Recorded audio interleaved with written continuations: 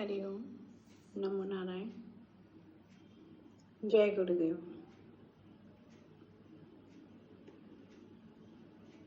आज के जो प्रवचन का मुख्य विषय है कि जगत मिथ्या ब्रह्म सत्यम, जीवो ब्रह्म ही बना पड़ा, कि जगत मिथ्या है और ब्रह्म सत्य है, जिसमें जीव ब्रह्म ही बना पड़ा। जीव ब्रह्म से अलग नहीं है, अर्थात जीव और परमात्मा की एकता में दोनों एक ही है।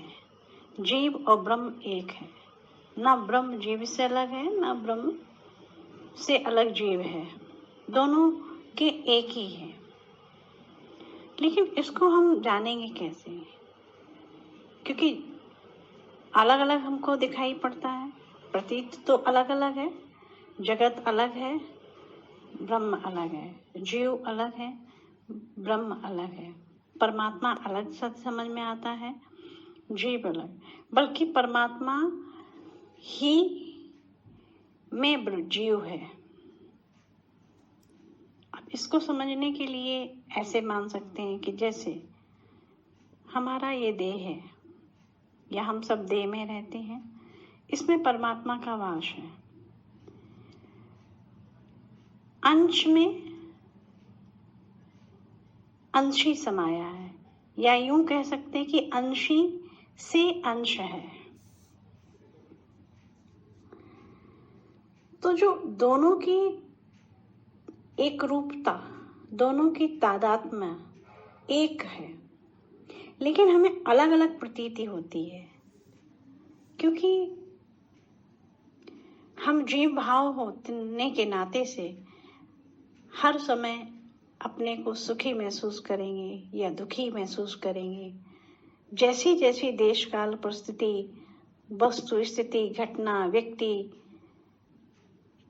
के आधार पर हम उसको अलग अलग सुखी दुखी का अनुभव करते हैं। तो हमारे अंदर जीव भाव प्रकट होता है। जीव भाव का अर्थ जिसमें संसार के अस्तित्व को स्वीकार करता है, जो संसार के अस्तित्व को ही सत्य मानता है, संसार के उन जो एग्जिस्टेंस है, संसार के होने को ही सत्य मानता है, या संसार के होने के ही उन परिस्थिति को, देश काल स्थिति को ही सत्य मानता है।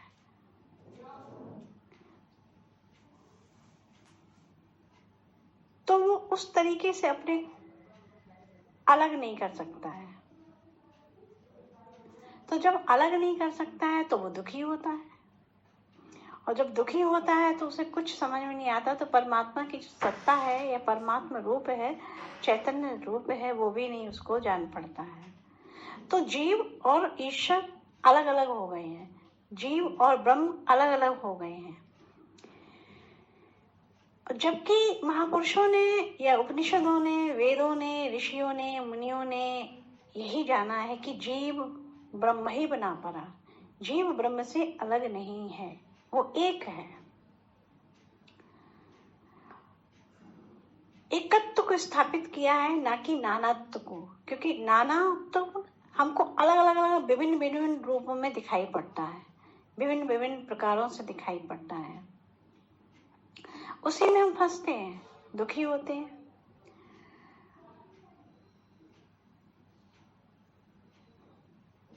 जबकि जीव का देखा जाए तो जो परमात्मा की विराटता है, जो विशालता है, उसको नहीं वो महसूस कर पाता है, क्योंकि वो एक छोटापन है, उसके अंदर बहुत सीमितता है। इसके कारण अब इसको कैसे समझेंगे?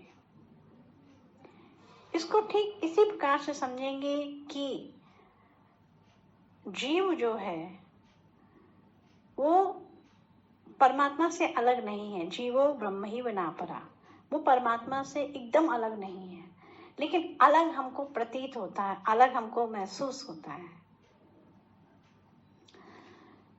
इसको हम ठीक इस प्रकार से भी उपनिषदों ने समझाया है कि जैसे सूर्य एक है, सूर्य के रोशनी में या सूर्य की धूप में हम 100 बर्तन जल से भरे हुए रख दें तो जो सूर्य का प्रतिबिंब है उन 100 बर्तनों में भी पड़ेगा और उन 100 बर्तनों में जो सूर्य है उस प्रतिबिंब में दिखेगा। तो हम ऐसा मान सकते हैं क्या उन 100 बर्तनों में 100 सूर्य हैं? नहीं, क्योंकि वो सूर्य का प्रतिबिंब है, 100 सूर्य नहीं है।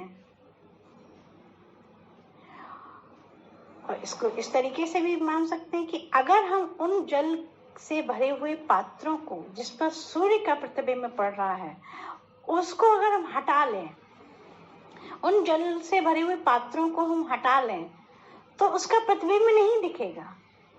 तो जिसका प्रतिबिंब 100 में हमें 100 दिखाई पड़ रहे थे और उन 100 बर्तनों को, उन पात्रों को हमने हटाया तो उसका जो एग्जिस्टेंस है, उसकी जो होनापन है, जिसका अधिष्ठान है, जिसका आश्रय में हमें जो 100 सूर्य दिखाई पड़ रहे थे वो एक ही निकला, एक ही होगा। तो इसी प्रकार से जगत मिथ्या ब्रह्म सत्यम, ये जगत हमको प्रतीत होता है, भासता जैसे दिखता है, प्रतिबिंबित होता दिखता है। परमात्मा ही सत्य माना गया है, लेकिन ये जगत चूंकि प्रतीति मात्र है, भाष्य मात्र है, तो वो सच दिखाई पड़ता है। इसके लिए हम इसको भी इस तरीके से भी समझ सकते हैं कि जैसे रस्सी में यदि हमने सांप को समझ लिया, अगर रस्सी में मुझे सांप का भास हो गया तो हम वो सांप ही समझेंगे, जब तक हम उसको पूर्ण रूप से ये नहीं जान लेंगे कि इसमें सांप नहीं रस्सी है, या सांप में हमें रस्सी दिख रही है तो भी उसका भान हो रहा है, तो मिथ्यात्म है ना ये। लेकिन जब उसको प्रकाश पड़ जाएगा, जब हम उसको ठीक जान लेंगे कि नहीं ये रस्सी ही है, सांप नहीं है, तो मेरा भेद मिट जाएगा। दूसरे तरीके से भी समझ सकते हैं कि जगत प्रतीति हो रहा है, बात ये चल रही है जगत मिथ्या है, ब्रह्म सत्य है। मान लीजिए कि स्वर्ण 24 कैरेट का कोई सॉलिड स्वर्ण है, उससे हमने छोटे छोटे कई गहने बना लिए, लेकिन उसी स्वर्ण को हमने जब मेल्ट किया, उसको पिघलाया, उन आभूषणों को हमने मिटाए, तो उसके जो मूल में 24 कैरेट जो सॉलिड गोल्ड है वो हमको प्राप्त हुआ। तो जो उसका अस्तित्व है वो सोना है, मूल तत्व हमारा अस्तित्व है।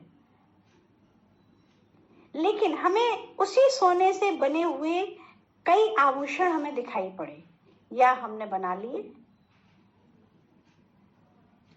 तो इसी प्रकार से जगत हमें नानात्म रूप से दिखाई पड़ता है, लेकिन एकत्व में वो एक ही परमात्मा, एक ही सत्य है, एक ही चैतन्यता है। उपाधि मात्र से हमें अलग अलग अलग अलग दिखाई पड़ते हैं। एक ही मिट्टी के हम कई बर्तन बना सकते हैं, छोटे बड़े, कई आकार में, कई रूप में, कई उसके भेद हम कर सकते हैं, लेकिन उन्हीं बर्तनों के मूल में अगर हम जाएंगे, वो अगर मिटते हैं तो उसमें मिट्टी का एक तत्व मिलेगा। तो इसी प्रकार से हमने जब उन बर्तनों को अलग अलग जाना, अलग अलग उनका उपयोग किया, अलग अलग उनकी उपाधि से हमने पहचान लिया कि ये कुल्हड़ है, ये सुराही है, ये सकोरा है, तो ये दूसरा बर्तन है मिट्टी का, लेकिन उसके मूल में एक ही चीज है, मिट्टी। इसी प्रकार आभूषणों में भी अलग अलग अलग आभूषणों के कान का अलग है, नाक का अलग है, गले का अलग है, कमर का अलग है, पैर का अलग है, माथे का टीका अलग है। तो अलग अलग अलग अलग अलग उसको देखा हमने, रूप आकार उपाधि के तौर से हमने अलग अलग उसको जाना। लेकिन जब हमने उनको मिटते देखा या जब हमको बनाने से पूर्व उनको हमने देखा तो एक ही मूल्य समझ में आया, सोना, उससे ही बनाया। तो इसी प्रकार के जगत मिथ्या, हमें जगत में नानात्व तो है, वो स्वीकार है, लेकिन इसके मूलता में ब्रह्म ही सत्य है, परमात्मा ही इसका अधिष्ठान है, परमात्मा ही इसका आश्रय में ये जगत है। तो इसीलिए जीव ब्रह्म से अलग नहीं है, जगत परमात्मा से अलग नहीं है, लेकिन जब हम भेद करना चलेंगे तो हमें अलग अलग अलग दिखाई पड़ेगा। और जब हम भेद की दृष्टि से हम ऊपर उठेंगे तो हमें उसमें एकत्व तो दिखाई पड़ेगा। तो ये जो श्रुति है, वेदों का वाक्य, उपनिषदों, जगत मिथ्या ब्रह्म सत्यम जीवो ब्रह्म ही बना परा, इसको इतना समझना सरल नहीं है। ये महापुरुषों के चरण आश्रय का प्रसाद पाकर ही इसको समझने का प्रयास जब हम करने चलते हैं तो बहुत ही श्रम है, परिश्रम है। लेकिन जब इसको समझ लेते हैं तो यही मेरे लिए एक प्रसाद है। वही सब आप सबके सामने इसका वितरण करने का प्रयास किया है।